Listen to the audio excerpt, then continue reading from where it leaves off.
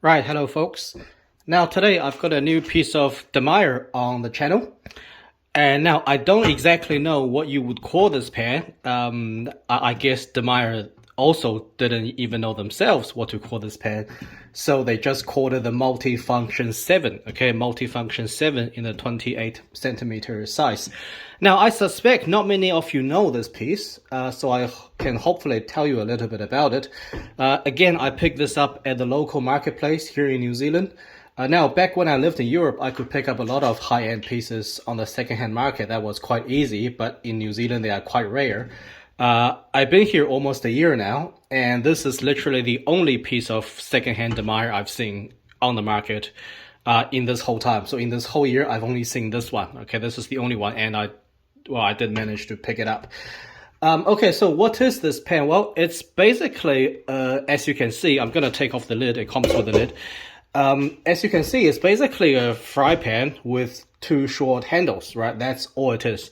So if you look at the shape and the physical profile compared to a normal fry pan like the Pro line, there is no difference at all. Okay, so the only difference is that it's got two short handles instead of a long handle that you would typically find on a fry pan.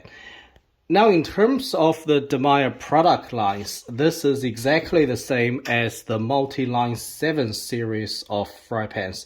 So the Multi-Line 7, if you look it up on the Demeyere website, is a 7-layer fry pan, but it's not as thick as the Pro line. Okay, so the thickness of the Multi-Line 7 and also this pan is 3.3 millimeters. Okay, so it's thinner than it's 7 layers, but it's thinner than the Pro line's thickness of 4.8.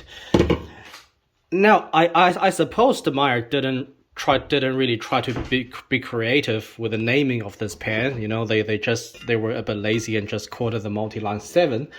The multi-function 7.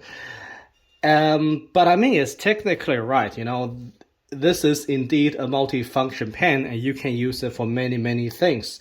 But having said that, I'm kind of struggling a little bit here to think of reasons why you would actually buy this pen, but we'll talk about that a little bit later or at the end of this video. Okay, so let's have a look around the pen. So you've got these handles, so they are pretty functional. It's nothing fancy, but it's quite functional. I can fit 4 fingers through the handle. So the size is basically exactly the same as the 28 centimeter Pro line. Okay, so these come in 20, 24, 28, 32, just like the fry pans, and the size is exactly the same. Now it's nice to have sealed edges. So as you can see here, the edges are sealed, so that's nice. And you can get this with a lid. Okay, so the lid is an optional extra, but this person had it before me. She got it with a lid. The lid, I normally don't like glass lids, so I always prefer a stainless steel lid. But this lid is actually quite nice. It's quite heavy, it's quite thick, so it's a good quality lid. And this lid is up to 230 degrees Celsius. Okay, so you can use this in the oven if you wanted to. Now, in terms of pricing, so here in New Zealand, 480 New Zealand dollars, that's including the lid. So with the lid, it's 480. Without the lid, it's 400 New Zealand dollars. So you can convert that to euros yourself. It's about 265 and 220, okay, with and without the lid. In the European retail market, official retail is 209 euros, but realistically, you can get this for as low as 140. Depending on where you get it from. And in the US or North America, it doesn't seem to be available. Okay, let's have a look at the build and the specifications. So you got the typical 7-layer build. So 3 layers of stainless steel. They call that a triple induct, optimized for induction, but I never had a chance to test it because I never had an induction cooktop. And above the 3 layers, you got the 3 layers of aluminium, and on top of that, you got this 1 layer of stainless steel. Now, official size 28 centimeters, but you actually get a diameter of 30 centimeters at the top, and a bottom diameter of approximately 21. Now, the weight, let's do it live here right now. So let's weigh this thing. All right, let's have a look. So the weight is, I'm gonna put it on here. Right, so as you can see, 1,527 grams. Now let's talk about the thickness, because I am a little bit concerned. This is one thing that kind of concerns me. Official claim is 3.3 millimeters, but it doesn't feel like it. You know, it doesn't feel any thick. It doesn't feel any thicker, and it doesn't look any thicker than a typical 2.6 or 2.7 millimeter pen, let's say by Orclad.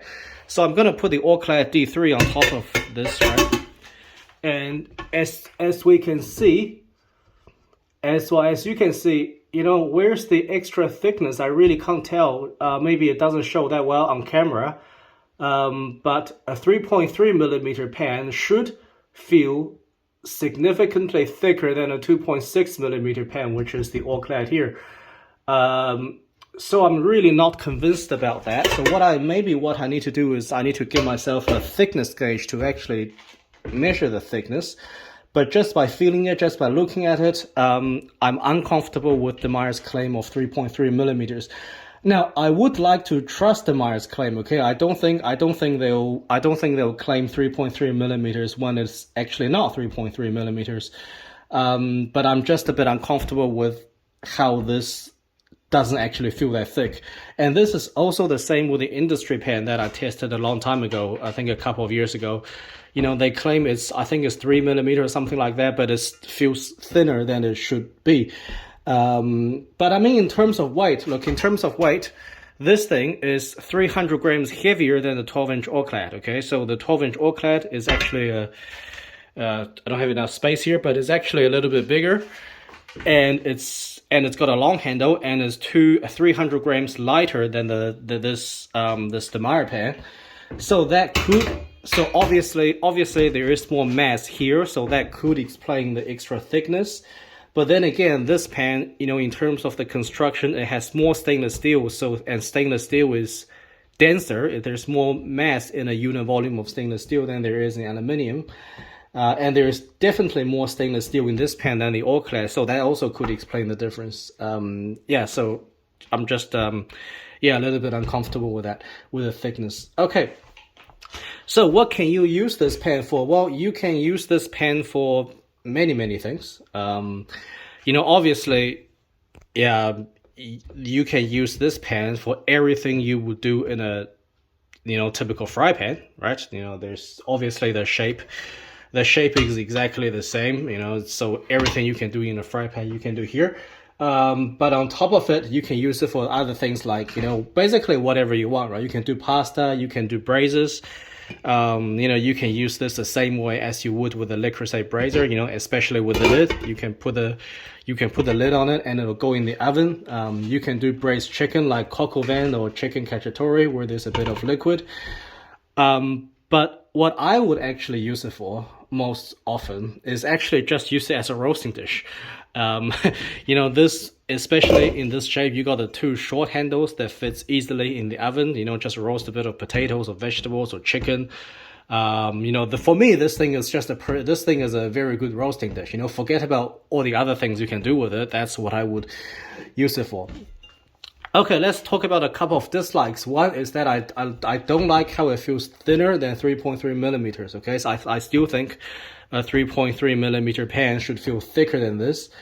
And the next dislike, well, it's not really a dislike. It's kind of a question. You know, I do question if there is even a need for this pen to exist. You know, yeah. So like I said, I'm going to talk about that right now, actually. And that is, should you actually buy this pen? Well, like I said at the beginning, yes, you can use this pen for many things, but I'm just struggling to find a good reason why you should actually buy this piece. Look, if you want a fry pan, then get a fry pan. If you want a saute pan, then, you know, get a saute pan like this, or, you know, whichever brand or model you want to buy. This is the Orclad here. And if you want a rondeau, then get a rondeau. So a rondeau is basically a saute pan with two short handles instead of a long handle. If you want something bigger like a casserole or something deeper, then just get a casserole like this. So yeah, so why would you actually buy this piece? Look, there is one scenario where it does make a bit of sense to get this pan, and that is if you want a fry pan or you want a multifunctional pan, but you have extremely limited storage space, and you don't have space for a long handle like this. So you want the two short handles to save a bit of space. So in that case, it does make sense to get this pan, but that's kind of a very rare scenario that I don't think many people would run into. Now, what would I personally use this pen for? Look, I mean, I would not buy this pen as part of my personal collection. But if I did have a pen like this, or if somebody just gave it to me or whatever, and like I just said, I would actually use it as a roasting dish. So this transfers very easily from the stovetop to the oven, or to the oven, or to this from the oven to the stovetop, where you can make where you can just make a pan sauce, or what do you call a gravy straight away in this pan. So that's a nice use for it. But in that case, I would get a 32 centimeter size. Okay, so because I think the 28 centimeter size is decent. But if you're gonna use it as a roasting dish, then I would like something a little bit bigger, and it still fits in the oven nicely because it's got the two short handles. Anything smaller than the 28, like the 20 centimeter and the 24 centimeter, it just doesn't make sense, for me in this form factor. Okay, I hope you enjoyed this video, and I hope to see you again.